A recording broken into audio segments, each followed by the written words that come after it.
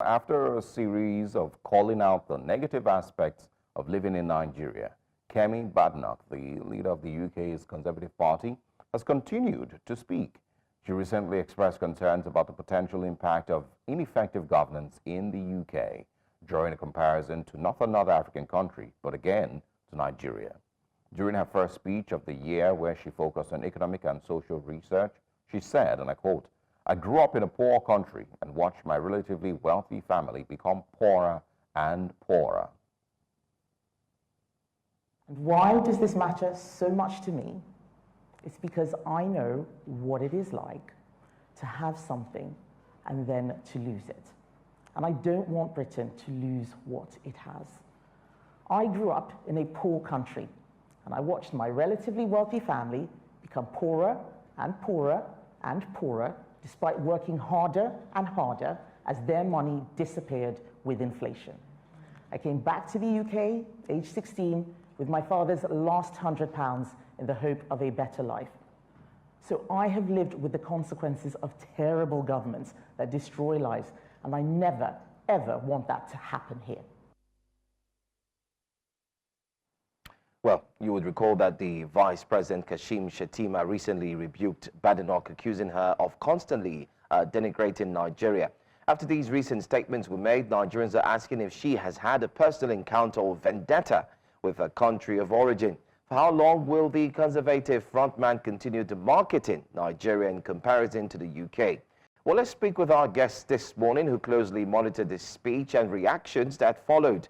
Joining us now is Nathaniel Ogunniyi, a political analyst out there in the United Kingdom. Thank you so much, Nathaniel, for your time, and thanks for joining us this morning. Good morning. Can you share with us what, let's say, Nigerians in the diaspora are saying, reacting to how Kemi Badenoch has been consistently, in the words of the Vice President, demarketing, denigrating Nigeria, especially in every single part of her speech? Do you think it's a coincidence, or it's just a way of pushing through the ranks, ensuring that she continues in her quest to make Nigerians feel like they're really not getting the best in governance? So I think the focus of her remarks was the history of the Conservative Party. The focus of her remarks was about Brexit and the decisions made around that. The focus of her remarks were the decision to pursue a net zero by 2050. And so these comments were not sort of the main thrust of her speech. They weren't the main focus. But it is a theme, and she has made these points before. I think a lot of people have had some sympathy with the comments that she's made, because broadly speaking, they've had similar experiences. So she talks about inflation, for instance. That is something that we've had as a recurring economic problem, both in the UK but also in Nigeria. So when she talks about that, I think a lot of people can relate. Equally, when she talks about the police or she talks about ineffective governance, I think she makes comments that a lot of people can relate to. Yeah, I mean, they can relate, yes, but do they, completely agree with her? And, a lot of Nigerians in the UK, would you say that they stand with, what she's saying? Yeah, so it's a mixed bag, but the majority do. The majority recognize the points that she's making, even if they wish that she wasn't making them, right? I think the majority of people recognize that what she's saying is accurate, what she's saying is true. When she's spoken about ineffective governance, when she's spoken about corruption, when she's spoken about military dictatorships, these are things that we all document as fact. These are things that we all know to have taken place. And so even though some of us may wish not to talk about them, I think most people have some sympathy and recognize the truth in her remarks. Okay, I also, want to talk about, the truth in her remarks that you mentioned. There's people who, describe her statements, as seemingly her positioning herself, to be more appealing, to those in the UK, and we're talking about now those in the Labour Party and other parties, the white nationalists in the UK. Is there any truth to that?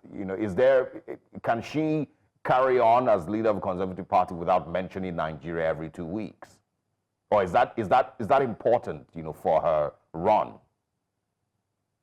So I think generally political leaders will speak about their past. So, for instance, the last leader of the Conservative Party, Rishi Sunak, talked a lot about growing up in Southampton. His father was a doctor. I think his mother was a pharmacist. It was actually one time that they staged a political visit to the area around where he grew up, and to the shop that his parents used to run. And so, generally speaking, political leaders will talk about their backgrounds. If you look at the transcript of the speeches made by Sir Keir Starmer, particularly while he was in opposition, he talks a lot about his father being a toolmaker. His mother was ill for some time while he was young. His father was a toolmaker. He grew up in Surrey. These are all details we know because, generally speaking, political leaders will talk about their backgrounds.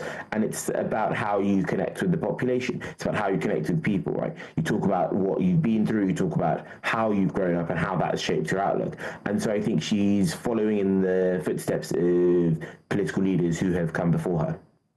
All right. I mean, ever since she was elected as the Conservative leader last year in November, up until now, how would you say the people, especially those under the Conservative Party, are really looking at her position, especially her performances so far? Do you think she's quite impactful, or do you think she's pulling her weight too much?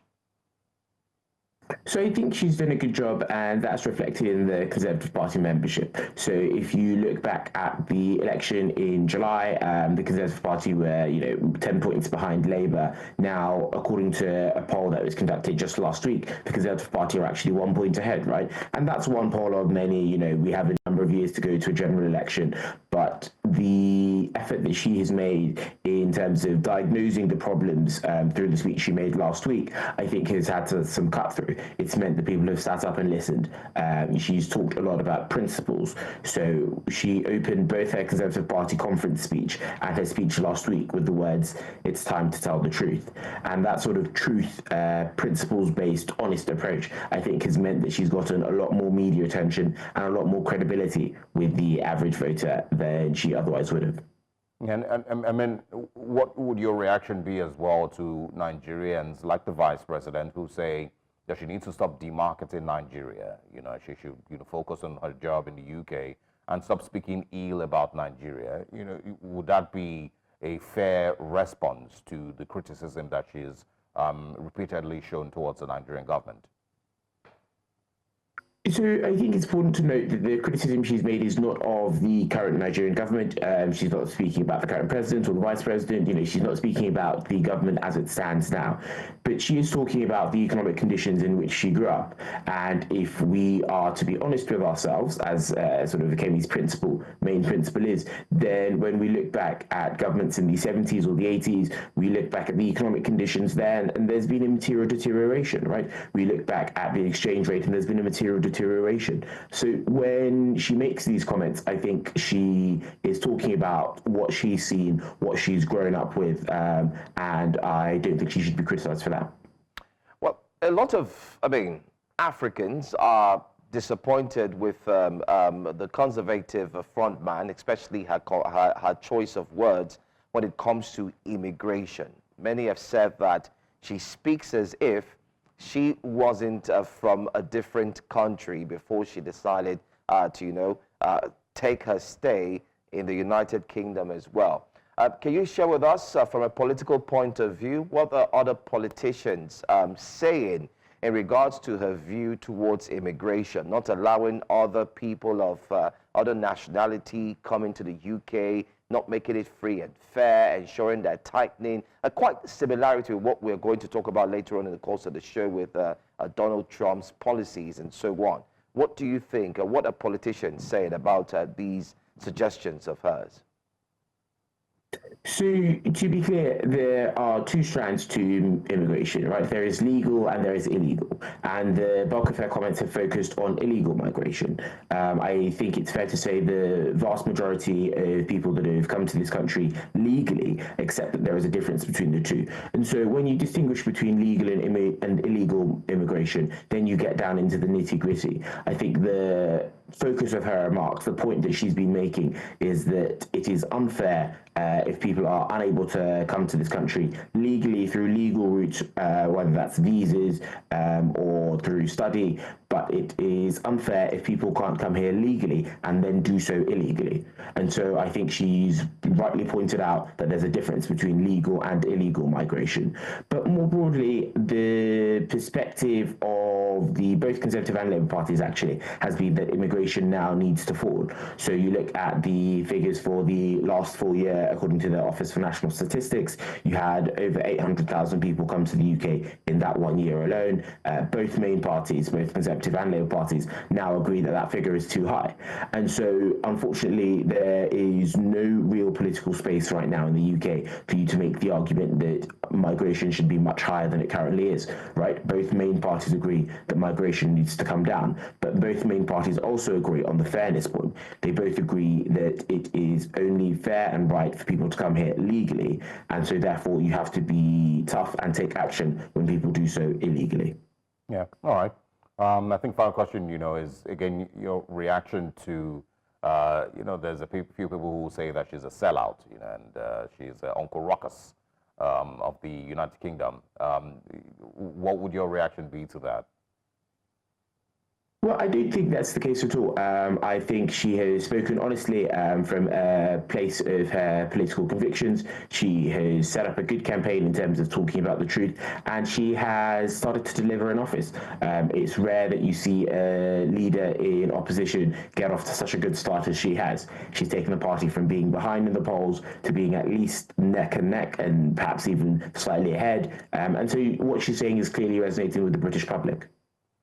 Well, in her speech, she also made mention of an error, presumably made by the Conservative Party in the aspect of Brexit, Net Zero, and the likes. Could you shed more light on what this pointers that she made actually means, and how it's also going to affect the Conservative Party, especially on how they view her? Can you shed more light on that? So the comment that Kemi made regarding Brexit was that the UK should have taken more time to consider the implications of leaving the EU and a strategy for leaving the EU before triggering what was known as Article 50. So Article 50 is the formal process by which a country triggers negotiations to leave the European Union. The UK did so relatively quickly after voting to leave in 2016. But the point that Kemi was making is that the UK should have been slightly slower to do so, and so in doing that would have been able to figure out a more comprehensive strategy, not only for negotiating to leave the EU, but actually for post-Brexit trade deals. I think she made a similar point around net zero, that the UK should have fully considered the implications of what a net zero policy would mean, rather than saying, actually, we'd like to get to net zero carbon emissions by 2050, and then sort of reverse engineering the policy from that. So she was suggesting that there should have been more reflection before these decisions were made, and her approach to these things is sort of in keeping with her pro-honesty approach in general, whereby she says actually it is easy to sort of say we've never made a mistake. It's easy to say, everything we did over the last 14 years from 2010 to 2024 that the party was in government, it's easy to say that we were always right, but actually that's not true. And so the point that she's made, the way that she's come across, saying that actually sometimes we have to reflect on the mistakes that we've made and you have to be honest about those, is the sort of first stage of her leadership. First to reflect on the past, and then to diagnose the problems we face currently, and then to move to solutions. Yeah, all right. Mr. Ogunniyi, thank you very much for joining us this morning. We will see how these stories develop, and we'd love to speak with you again.